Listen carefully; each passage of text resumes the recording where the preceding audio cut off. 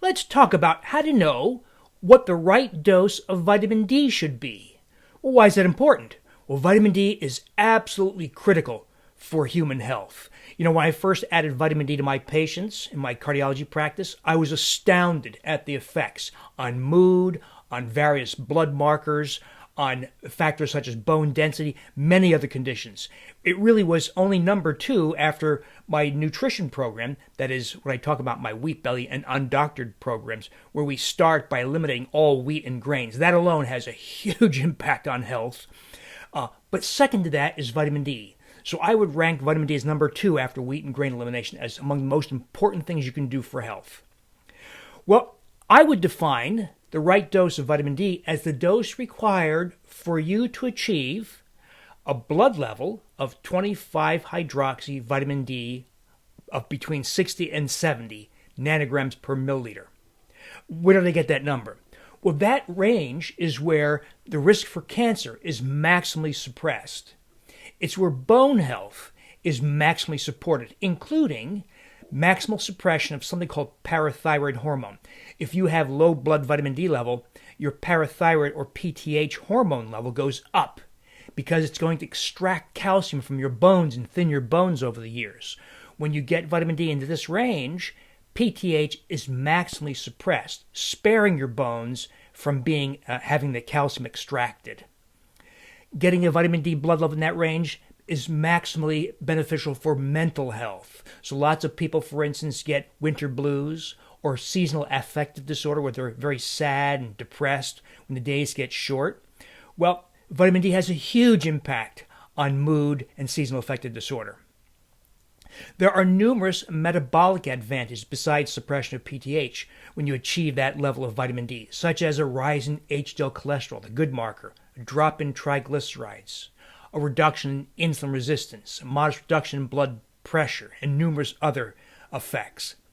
The likelihood of numerous health conditions, particularly inflammatory and autoimmune conditions, risk is dramatically reduced. In kids, restoring vitamin D dramatically reduces risk for type 1 diabetes. It reduces potential for conditions like ulcerative colitis and Crohn's disease and numerous other autoimmune and inflammatory conditions. And vitamin D even has positive effects on the microbiome. And we know that that level of 25 hydroxy vitamin D is safe because when young people spend a lot of time in the sun, let's say in a tropical climate, like maybe being a lifeguard in Honolulu, and have a lot of surface area of skin exposed to the sun, they easily achieve 25 hydroxy vitamin D blood levels of 80, 90, 95. So we know that's physiologically appropriate. And so I've also never seen any form of toxicity, vitamin D toxicity, in achieving that range of 60 to 70 nanograms. Now, a good starting place in knowing what dose of vitamin D to take is a simple calculation. 1,000 units of vitamin D per 25 pounds body weight. And that's true in kids, it's true in adults. A good starting place. So let's say you're 175 pounds, that would be 7,000 units per day. Now, bear in mind some other helpful facts. Vitamin D should be in the form of D3 or cholecalciferol, never D2 or ergocalciferol, which is, by the way, the prescription form. D3 is the human form. It's much superior to the action of the D2. And D2 actually has some problems associated with it. So nobody should be taking this non-human form. D is actually a hormone, or some people call it a pre-hormone. And humans should take human hormones or pre-hormones, not non-human forms. So take only the D3 or cholecalciferol. I only also advocate use of oil-based gel caps, and that's because oil-based gel caps are reliably absorbed. If you get your vitamin D3 in a tablet, it might not be absorbed at all or be absorbed very erratically. It's just not worth it because the D3 gel caps are widely available.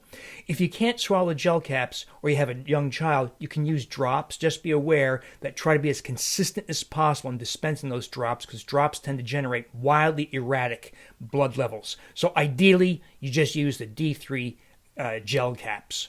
Now, that calculation I gave you, 1,000 units of vitamin D3 per 25 pounds body weight, is only a starting place. And that's because there are many factors that actually influence what kind of blood level you achieve. Age, for instance. As we get older, we're less able to activate vitamin D in the skin, and you therefore need more as you get older. So maybe in a 20-year-old, you might not need any at all if you live in a tropical climate and are outside a lot with lots of body surface area exposed. Other young people might need, say, 2,000 or 4,000 units to achieve that blood level, while a 70-year-old might need 8,000 or 10,000. So there's a very important age factor to factor in. How overweight you are. Oddly, having lots of excess fat sequesters or hides or holds on to vitamin D. And let's say you're a 270-pound guy and you're 100 pounds overweight, you may need a dose of 18,000 or 20,000, at least in the beginning, to achieve that target blood level. As you lose weight, let's say you went through a process of wheat and grain elimination, you're losing weight like crazy, that vitamin D is mobilized and you will have to actually reduce your vitamin D. So you have to track it to gauge your needs, your reducing needs if you lose weight. Genetics also play a big role. That's not been fully sorted out, but one genetic pattern that clearly requires more vitamin D are people prone to aortic valve disease, especially what's called tri-leaflet aortic valve stenosis. People who are prone to that condition have greater needs for vitamin D, likely due to a vitamin D receptor variant. Those people typically need 14,000, 16,000 units, even if they're not overweight. So that equation is a starting place. You want to check a blood level down the road to see if you need to adjust your dose, down or up. Now, another thing to know is it takes about 2 to 3 months for vitamin D blood levels to stabilize after you start taking it, what we call steady state. So let's say you start a dose of 6,000 units of a vitamin D3 gel cap on January 1st. Don't check your 25 hydroxy vitamin D blood level before March 1st, preferably around April 1st, okay? At least 2 to 3 months later. Now, that's also true if you change the dose. Let's say your starting blood level, if you check one, was 15 nanograms per milliliter. You put yourself on, let's say, 8,000 units, and you check a blood level 3 months later, and it's only 44, and you're aiming for 60, maybe you increase it to 12,000. If you do that, don't check a blood level any sooner than 2 to 3 months later. You don't have to check that 2 to 3 months later. You can wait 6 months, a year, but you shouldn't check it any sooner than 2 to 3 months. So there you have it. That's how you get, that's how you know what the right dose is of vitamin D to achieve the kinds of extraordinary benefits that I tend to see every day. And let me finally add that if you're interested in these kinds of conversations and you want the full benefit of the program, I invite you to take a look at my new Wheat Belly, the revised and expanded edition. The book where I took everything, all the lessons learned in all the Wheat Belly programs and my Undoctored programs, and condensed it all into one book so that you have the entire program, the rationale, the science, and the how-to all in one book. That's all in the Wheat Belly revised and expanded edition.